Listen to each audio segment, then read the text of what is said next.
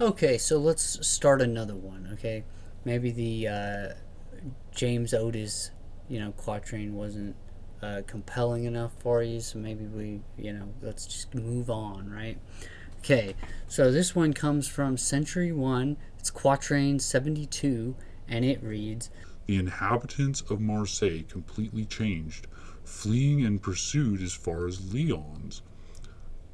Narbonne, Toulouse, angered by Bordeaux, the killed and captive are almost 1,000,000. Now, I didn't know a lot about these cities, and forgive me, any French people who are listening to me botch up the names of your cities, but um, started doing some research on them and found out some very interesting things. Now, the one that I started with was Marseille, and I just want to take a moment and say that Marseille is an awesome city, and I was really impressed with the structure and layout and the whole history of the city. Okay, so let's talk a little bit about the history of it. So this city was founded by ancient Greek people back in the days of ancient Greece in the classical period. Okay, this is in the days of Athens and Sparta, like the 300 and Peloponnesian War and all that kind of thing. Okay, so somebody from Greece went and landed in Marseille, and they thought it was a good place to build a port city there. And turns out they were right because it endured the entire time as a port city.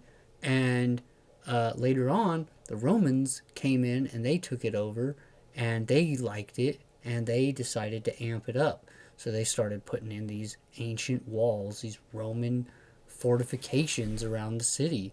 Okay, now, the city stayed loyal to Rome through the entire time of the Roman collapse. When the Romans started to fall apart, these guys stayed loyal the entire time until it finally collapsed. Now, after it did collapse, they became an independent city state, and they were a lot like the papal states of Italy. Okay, before Italy was a nation, it was a bunch of different individual cities that basically were self-governed, and they followed the Pope. Okay, they were united in religion. They had their own armies, their own kings, their own governors, and everybody was running their own system. Okay, so Marseille was like that, okay? But eventually the French came and they wanted to take over the city. Well, the city at that point was okay with becoming a French city, and they had just a couple of rules that they wanted to be followed when they joined the French, okay? And one of the rules was that they were going to stay loyal to the Catholic Church no matter what happened with the king. They were always going to side with the Catholic Church. Okay, that was one of the conditions. The other was that they were going to be a self-governed country, and so that the rules and laws that were uh, handed down by the king wouldn't apply to their city. They were going to have their own government there, basically. Okay, so that was the first. Those are the two conditions that they joined the French with. Okay, now it stayed that way for most of the Middle Ages. Okay, but in let's see. So what we're getting to here is an event called the Fronde. Okay, and this happened from 1648 to 1653. And then another source that I found said it was 1648 to 1660. Okay, so it was a different it was a there's different accounts of how long this event lasted. Okay, but we're going to be talking about what happened during the Fronde. Okay, now what happened was there was basically the king decided that he was going to create what's called an absolute monarchy, where basically he's the extreme ruler. Basically, the lords were being diminished in their power. He wanted to collect taxes from these people, and basically, you know, he wanted them to get in line and do what they're told. Back in the Middle Ages, a lot of times the lords and the kings could kind of, the lords could kind of gang up on the king and say, hey, we're not going to pay the tax or whatever, right? So that's what basically happened. It's a lord's rebellion, okay, and that's where the lords of the land decided that they didn't want to do what the king said, okay. Trouble with this rebellion, though, was that each of the lords was a little bit, in it for themselves. They didn't really care about what happened to the other cities as long as they got what they wanted. So there was a lot of betrayal and backstabbing and things like that, okay. So what happens next? Okay, we'll get to the third line of the quatrain here, where it says, Narbonne and Toulouse are angered by Bordeaux. Okay, now this is a little bit,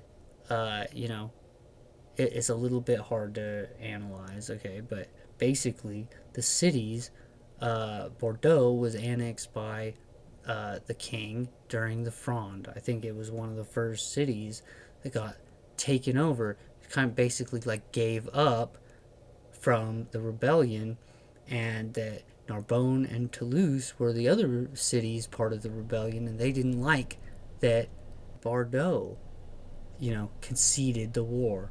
And each one was slowly taken out one by one. The king took his army there and just shut down the rebellion. Okay. Now, I couldn't find, because it says here at the bottom, at the final line, it says, the killed and captive are almost 1 million. Now, I couldn't get any real numbers on this about how many people died during the Fronde or how many people were captive, but it's worth mentioning that a lot of times in these battles and things, that they would tell you how many soldiers died and how many peasants, were killed or captured. They didn't really care so much about recording, everybody. They just focused on, the battles and who was losing the army the most, right? So, now Marseille is the first one that's on the list, but it is actually the last city to be sieged. And this is an important thing to take home here, is that the city was self-governed for all that time. Okay, it says in the first line, it says the inhabitants of Marseille completely changed. Okay, well, what changed during the Fronde was that the king came and he sieged the walls, the ancient Roman walls that I was talking about earlier. He breached those, and he poured into the city, and he took away their rights. Okay, he basically he eliminated the agreement that they had for all that time, for hundreds of years, really. Okay, he took it back. Okay, and the people, now it says, fleeing in pursuit as far as Lyons. Okay, now the people, now it doesn't say, I couldn't find anything that said the people fled to Lyons, but if you look on a map, you can see that Lyons is the nearest large city to Marseille. So it's not a stretch of the imagination to think that those people just ran from that city to that city. I mean, if you're in a horse and buggy days, if you're riding around on a horse, or if you have to walk the whole way, you're just going to go to the nearest big city, for protection and stuff, right? So this one's the Fronde. Now, again, we can talk about, the ambiguity that's, caught up in these quatrains, that people say, couldn't that mean anything? Couldn't it, couldn't these just be anything at all? Like, was there some other time that Marseille was completely changed?